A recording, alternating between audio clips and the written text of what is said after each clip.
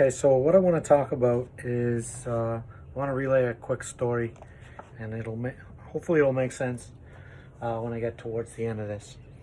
Um, I'm an 80s kid, grew up in the 80s, sometime in 1985 or 6, the Karate Kid movie came out.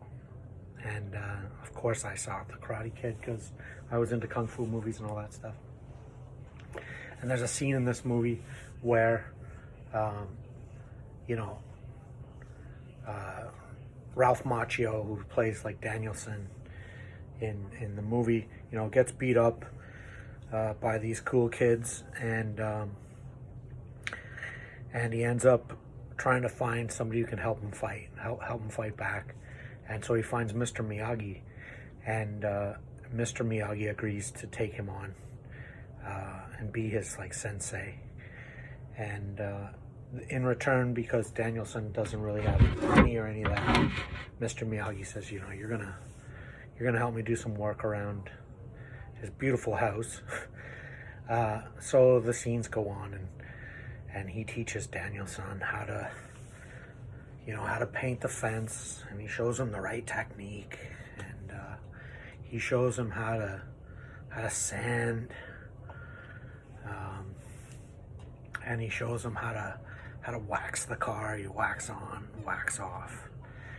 And so Danielson, sweats, and he's working and he's working and he's working, and he's not getting any training, and he gets pissed off at some point.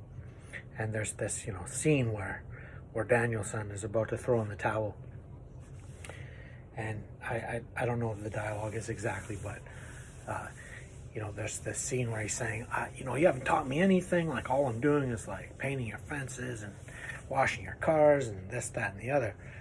And then Mr. Miyagi shows him that all of the training, or all the work that he's been doing, is actually being part of muscle memory training that are actually become fighting moves. And there's this great scene, this escalation in the movie plot where Mr. Miyagi starts throwing punches and getting Danielson to wax on and wax off, and he's blocking punches, and he's painting the fence, and it's quite something. So why am I telling you this?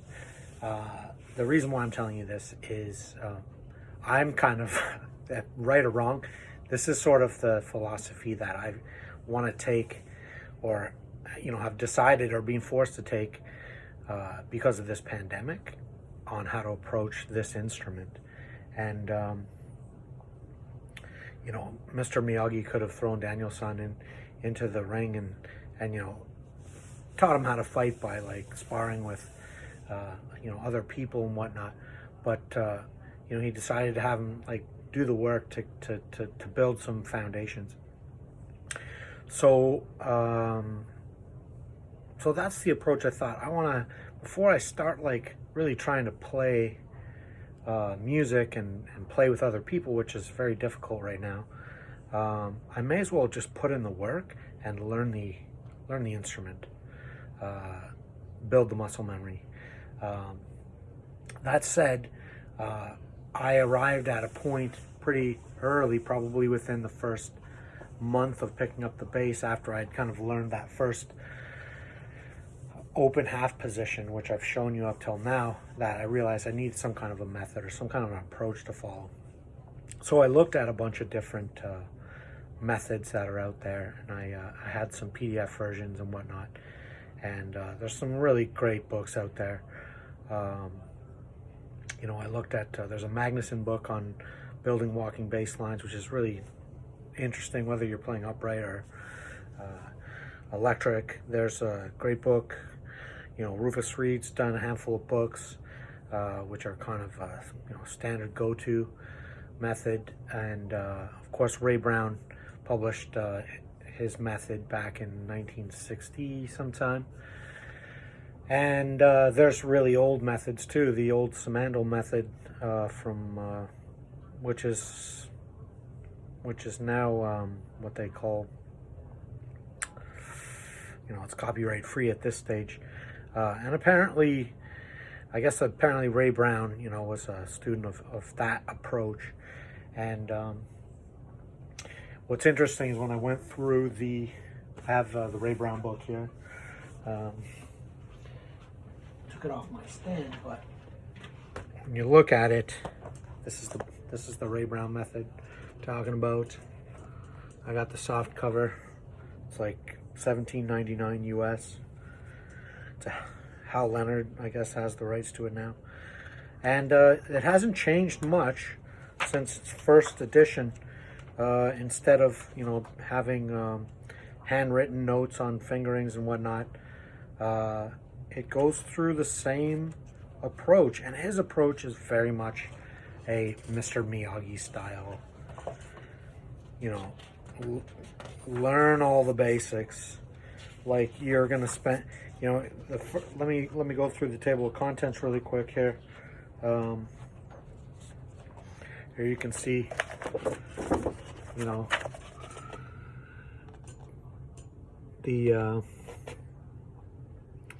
you see chapter 1 is all just scales going through different different intervals of just the major scale. That's 26 pages of that stuff. Before he even starts getting into, triads and minor triads and chords and tenths, etc., etc. So it's very much it's an approach that is really based on learning the fundamentals, like inside and out. And I went online and I did, I looked at some reviews, and there's, some people say, the Ray Brown method is it's brilliant. It's a method that's being applied by thousands and thousands of students. And there's some people who hate it because they think, why, I want to know how Ray Brown, played these types of passages. That's what I'm getting. People who buy the book and then find that there's places where it says, here's the fingering for this, but then he'll leave big open spaces where it's like, well, what is the fingering for this? For these, different scales or different arpeggios or whatnot. And it's interesting that he doesn't give you everything, and he forces you to find, there's a wisdom in that he really forces you to find your own ways to approaching things. And what I've found really interesting about approaching this method is that because it's not totally prescriptive, and he doesn't say, hey, you should do it this way, it forces you to explore a variety of ways and ask yourself, well, what approach is better? And anybody coming from the electric bass knows that there's lots of different ways to play a major scale, and on the upright, it's the same applies. The added challenge, of course, is that you're dealing with bigger string spacing. So anyways, getting as far as I could with some of the videos, I decided I would go and I'd get the book, and I would say, I'm going to challenge myself and go through every exercise in this book. And at this stage of the game, I am just approaching minor triads. And so what I think I want to do is use this method and go back, because I've made notes on these pages, how I thought, some of the fingerings, for example, could go. And I think there's some interesting discussions to be had on that. So I think moving forward, I'm gonna take bits and pieces of this book and show you how I've approached some of it and where some of the challenges are, and where some real like key lessons are, and help to kind of illustrate some of the real brilliance, in my opinion, of what the Ray Brown method, the Ray Brown old school wax on, wax off style approach is, you know, and the merits around that. Anyway, I'm gonna leave it at that. My next video, I'll look at the first exercise in the Ray Brown book, and I'll show you some of the you know, some of the pictures, etc., etc. All right, as usual, kick me's and criticisms and comments. All right, stay cool.